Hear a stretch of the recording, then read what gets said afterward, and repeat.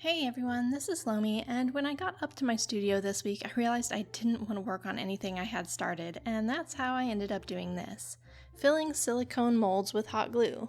My parents gave me these molds for Christmas with the plan to use them for chocolate and fondant so I could make pretty cakes even prettier.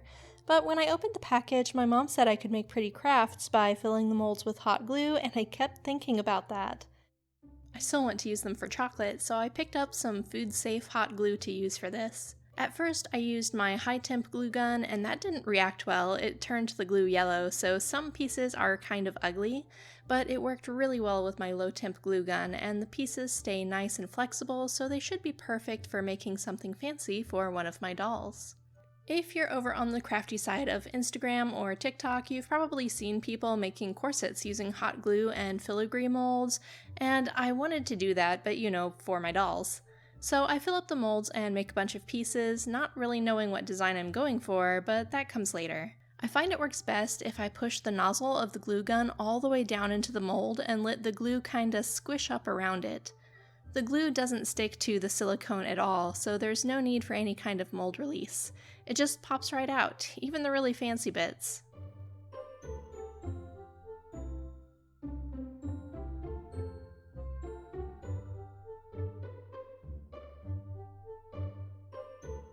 Unsurprisingly, I'll be making this for Firal, my Fairyland Feeple65 Chloe. I used some jewelry wire to make a base for the glue to connect to, just kind of guessing what the form will need to be like. This doesn't have to be perfect, it'll be almost completely hidden, but it helps the glue pieces hold the corset shape. My new kitten wants to be part of the video.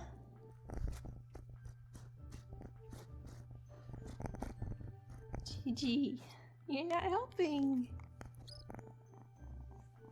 I also add loops to the sides so I can tie it around her back with a ribbon, which will keep it from moving around or falling off. This is honestly probably the worst wire work I've done in my life, but it doesn't need to be pretty. I just try to get the shape roughly the same size on both sides, and then I add some wire pieces connecting the top and bottom to make it a little more sturdy. I thought I'd go to a higher peak in the middle, but I really like this big piece for the center front, so I just bend that pointy bit of my frame downward so it won't show. Then the rest of the project is really just trying pieces in places until I find something I like the look of. Whenever I glue the pieces to the frame, I kind of envelop the wire in hot glue so it holds a little better.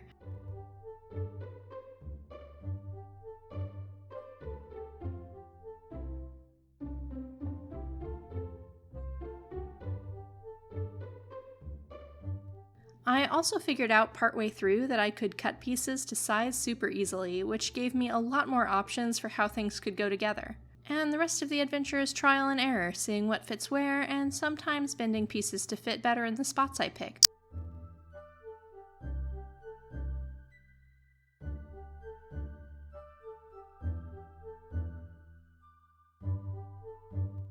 Eventually, I got enough pieces picked out and glued on for the whole frame to be covered.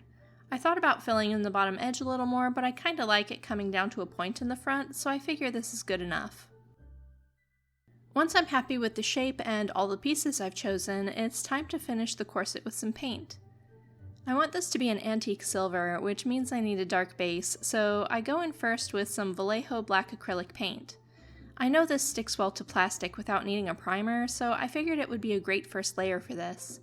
A lot of people use spray paint, but that takes forever to dry and is less likely to give me the tarnished look I want, while painting by hand lets me go in with the silver layer before the black is completely dry, which will give me the look I'm really after. So by the time the black layer is painted on, I'll be able to get out my silver acrylic paint and go right in on top of it, so the parts that are still wet down in the recesses will mix with the silver paint and give it a nice antique look.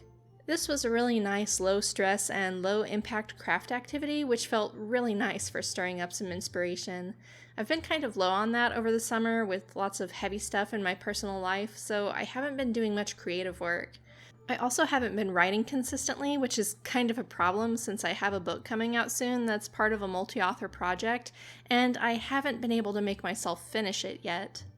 So I'll probably be taking some time to really focus on writing to get that story done in time for my deadline and still get feedback from beta readers and get proper editing done.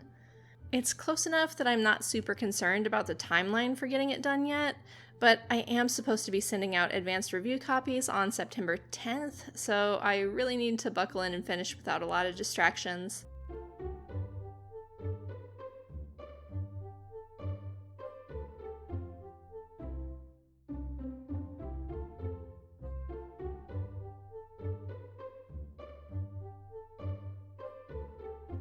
For a long time, I had my writing vlogs kind of sequestered off on a separate channel just because YouTube's algorithms prefer it that way. But since I'm thinking I'll be talking about my books and writing projects more over here, I may as well go ahead and share the writing videos here too, just to make things easier for me to keep up with. So you'll probably be seeing some of that soon.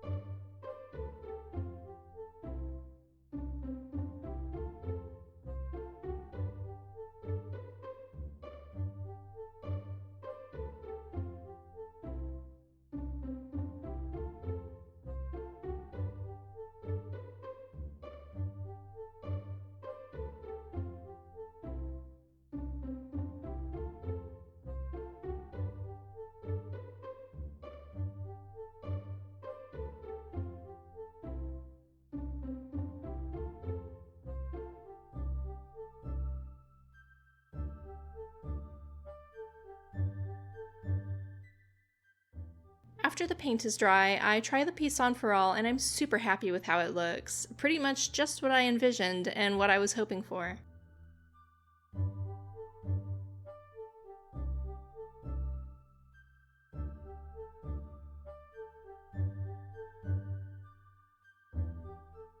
I also realized when she tried this on that I've never made her a blue dress, even though blue becomes like her color in the book series, so maybe that'll be something for me to address soon.